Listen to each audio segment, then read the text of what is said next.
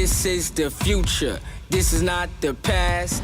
This is the future, and the future moves fast. This is quicker, simpler, rules, reform. This is your game, safer. This is football, reborn. This is gaming and fantasy. This is padded, roulette. Make a trade, make a team, make a move, make a bet. This is fans above all. This is maximum action. Let's stall, more ball, fewer infractions. This begins in 2020. The future is near. More access, more everyone, more everything here. This is our moment, our story to tell. This is history begun. This is the XFL. Ladies and gentlemen, Vince McMahon. Good afternoon, everyone, and thank you for joining today's press conference. The new XFL will kick off in 2020, and quite frankly, we're going to give the game of football back to fans. I'm sure everyone has a lot of questions for me, but I also have a lot of questions for you. In fact, we're going to ask a lot of questions and listen to players, coaches. We're going to listen to medical experts, technology executives, members of the media, and anyone else who understands and loves the game of football. But most importantly, we're going to be listening to fans. So I would ask that, the question of what would you do if you could reimagine the game of professional football? Would you, for instance, eliminate halftime? Would you have fewer commercial breaks? Would the game of football be faster? Would the rules be simpler? The new XFL will be fan-centric with all the things you like to see and less of the things you don't. And no doubt, a lot of innovations along the way. We will present a shorter, faster-paced, family-friendly, and easier to understand game. Don't get me wrong, it's still football, but it's professional football reimagined. Since we're launching in 2020, we have 2 years, which is plenty of time to really get it right.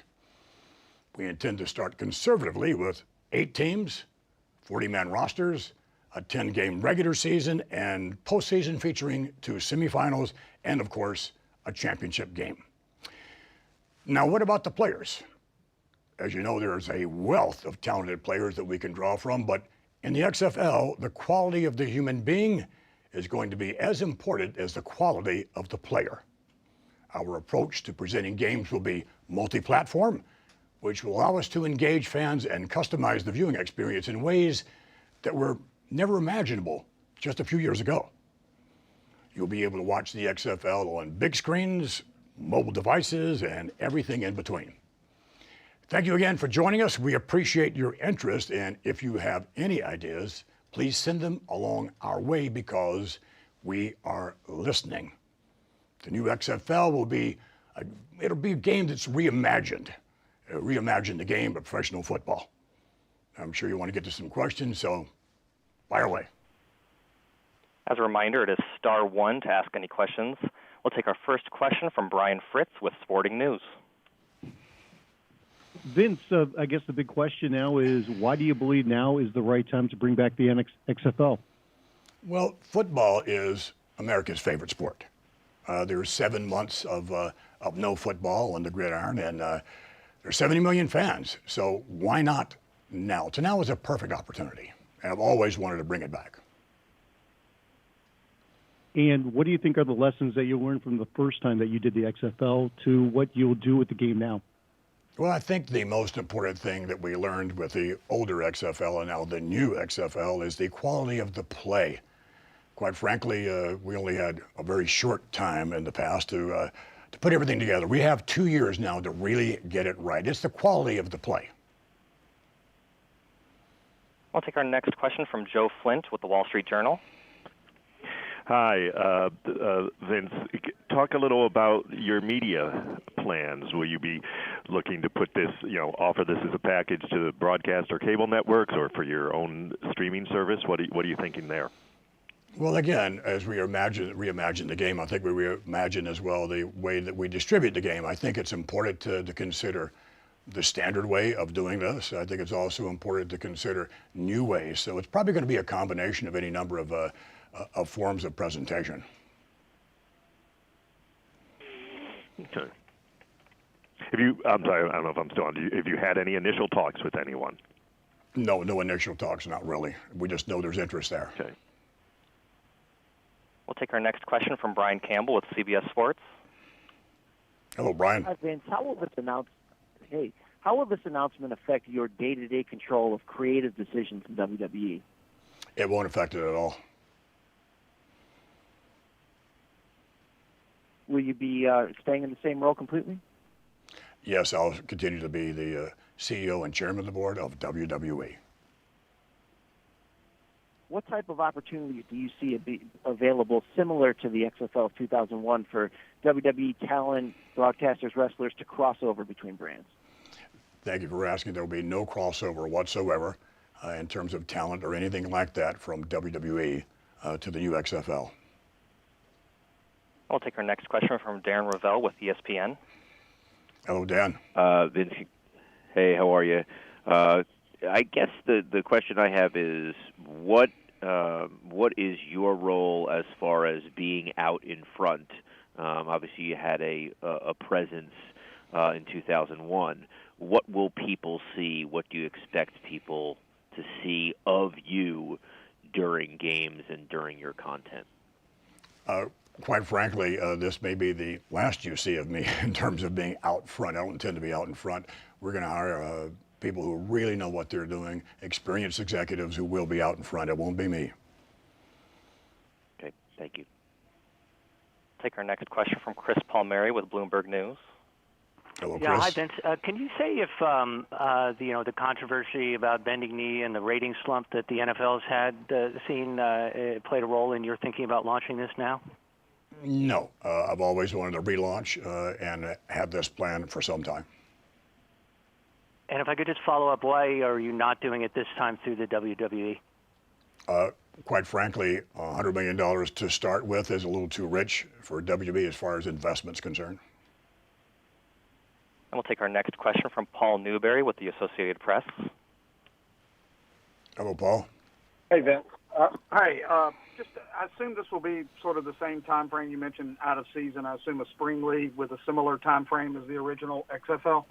Well, it won't be a spring league. It'll start end of January, early February and play through. It won't, not exactly a spring league. Okay.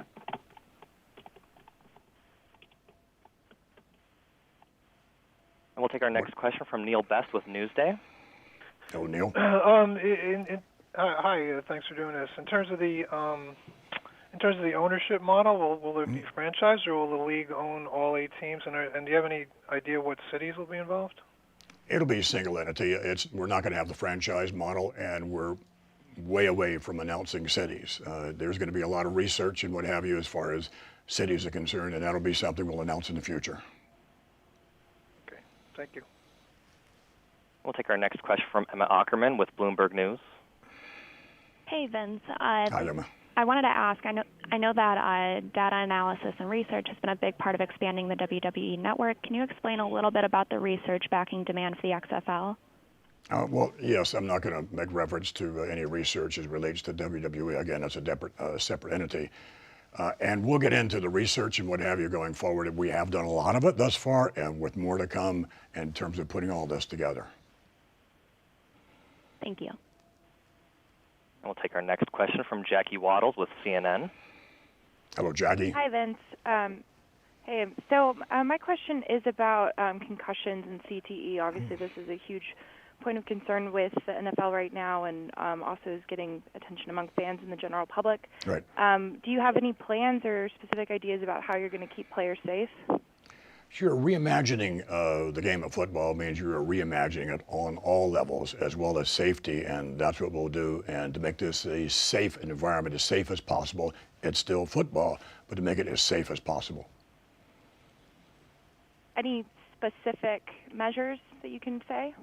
No, not anything specifically other than, we're going to bring in experts who are going to help us in all these fields. And as I mentioned many times in my remarks, listening. We're going to listen to those medical experts and heed their advice, again, to make it as safe as possible. And we'll take our next question from Tom Krasovic with the San Diego Union-Tribune. Hi. Will President Trump support this in any way, even if it's just with statements? And can he speak to San Diego as a potential market?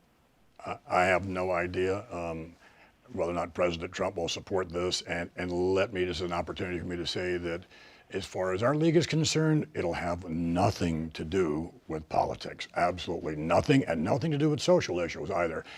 We're there to play football. We want really good football. And I think that's what fans want as well. When they tune in, I don't know that they want to be dealing with political issues and things of that nature. They want good football. That's what we're going to deliver.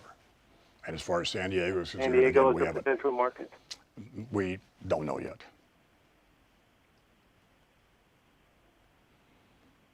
And we'll take our next question from John Lafayette with BNC.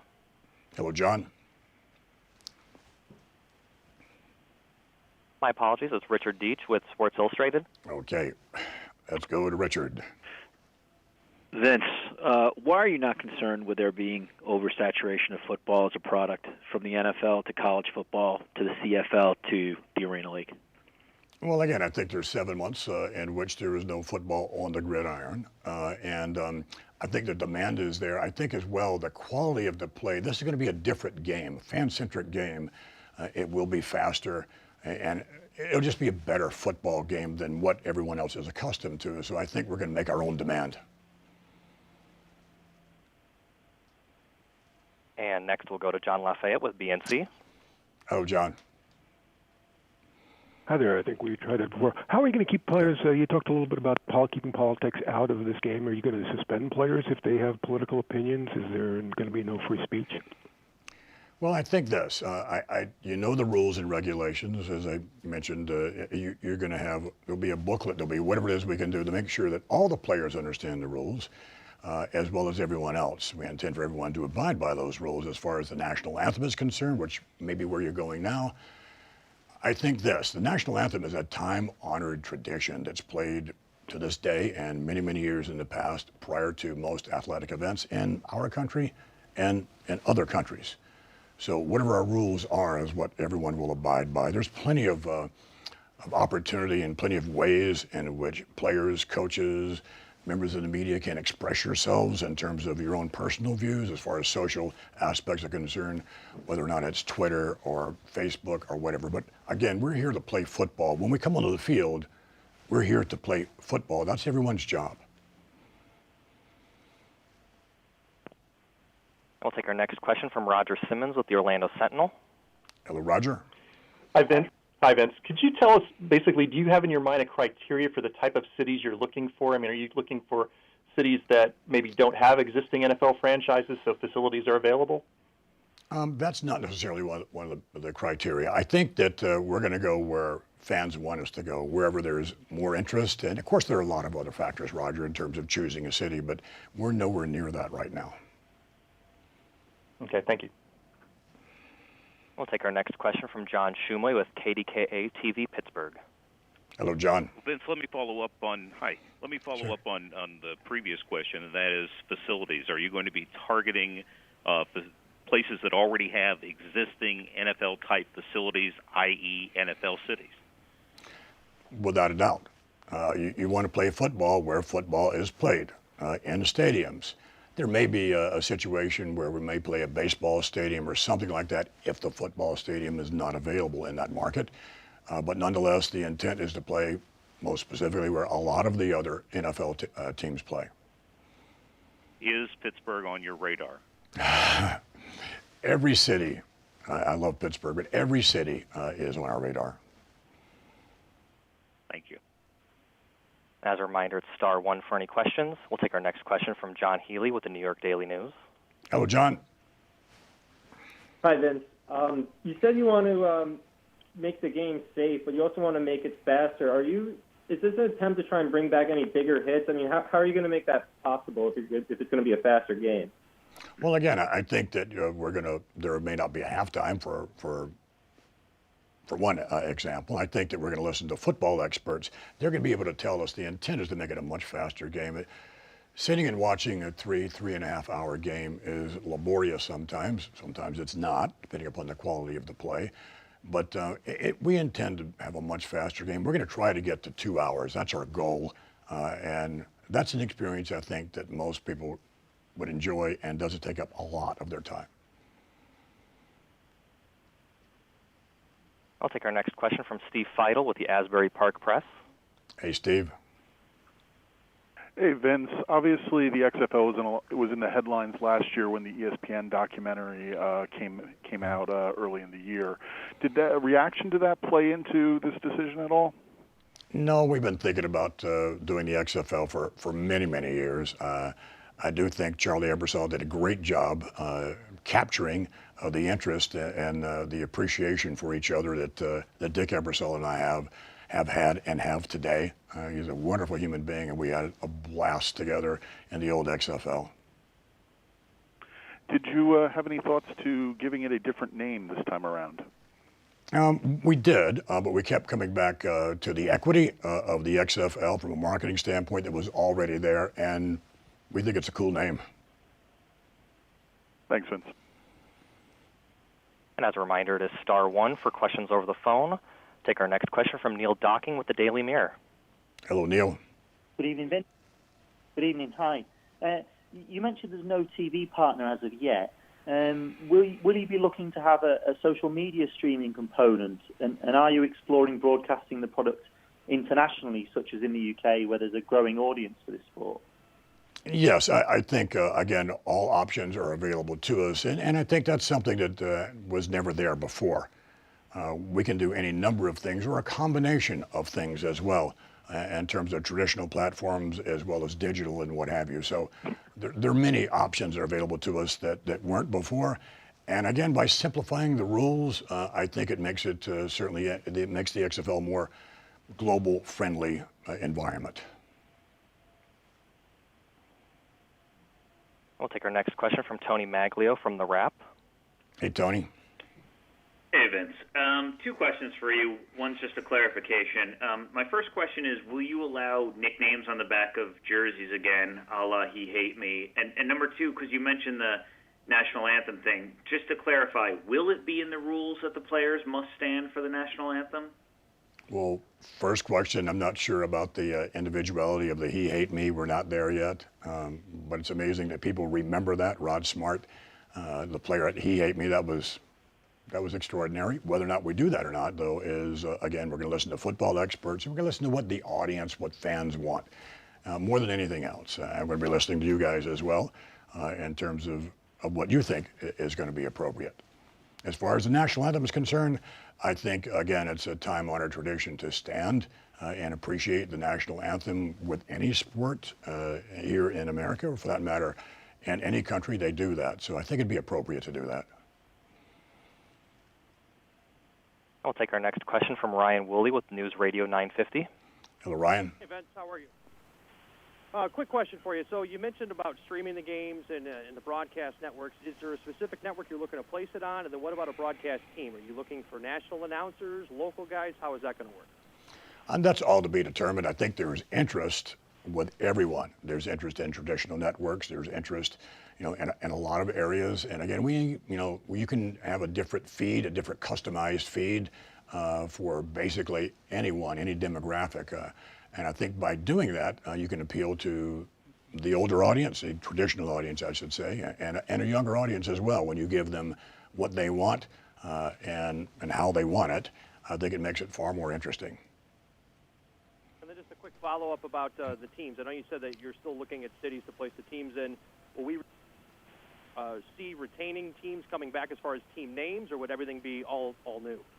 I think everything would be all new. But if there's something from the past you want to bring forward, we're not constrained not to do that. So I think it's all new, generally speaking. We're reimagining the XFL as well. I'll take our next question from Jimmy Traina from SI.com. Hey, Jimmy. Hi, Vince.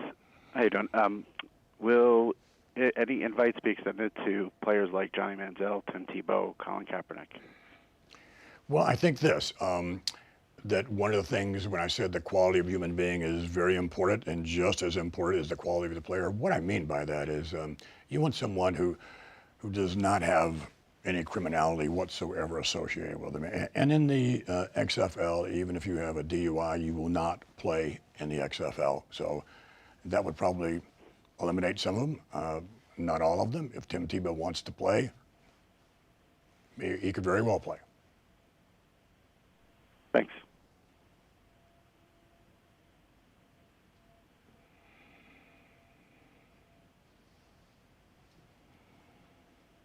Take our next question from Rob Wooler with AFP.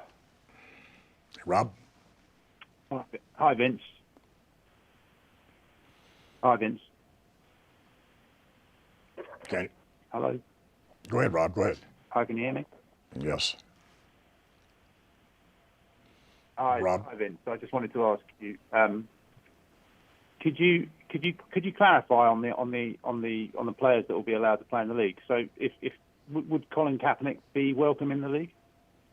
Again, I think anyone who plays the game of football well and meets our criteria in terms of the quality of the human being as well as the player, why not? As long as everyone abides by the rules as laid down.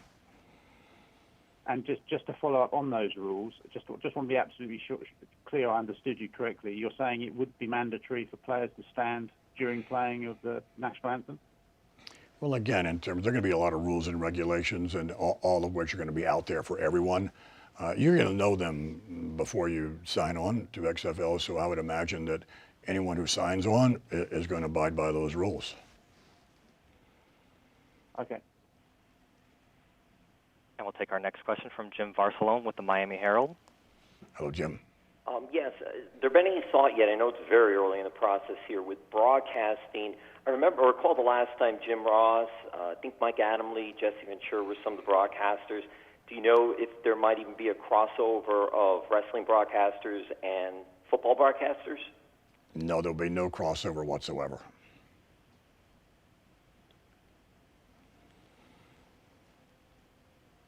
And we'll take our final question from Justin Morasso. Hello, Justin. Thank you. I'm Mr. McMahon. How are you? An integral part of the XFL is Vince McMahon, and you've been underestimated since day one, selling paper goods before the Capital Wrestling, then with World Wrestling Federation.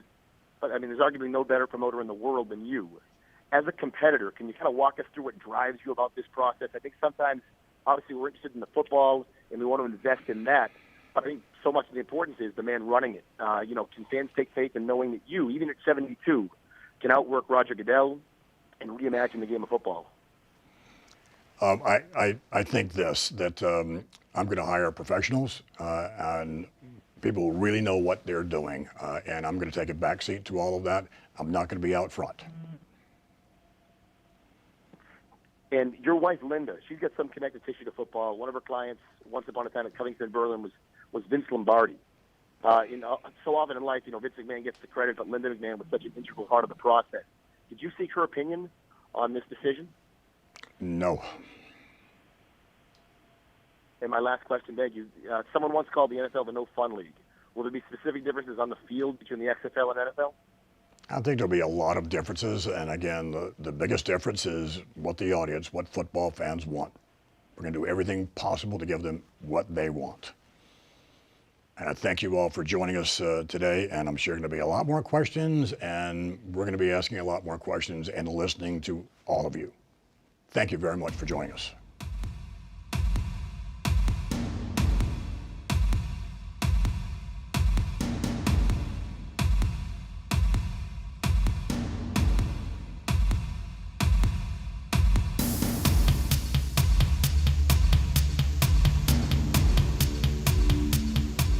This is the future. This is not the past. This is the future, and the future moves fast. This is quicker, simpler, rules, reform. This is your game, safer. This is football, reborn. This is gaming and fantasy. This is padded, roulette. Make a trade, make a team, make a move, make a bet. This is fans above all. This is maximum action. Let's stall, more ball, fewer infractions. This begins in 2020. The future is near. More access, more everyone, more everything here. This is our moment, our story to tell. This is history begun. This is the XFL.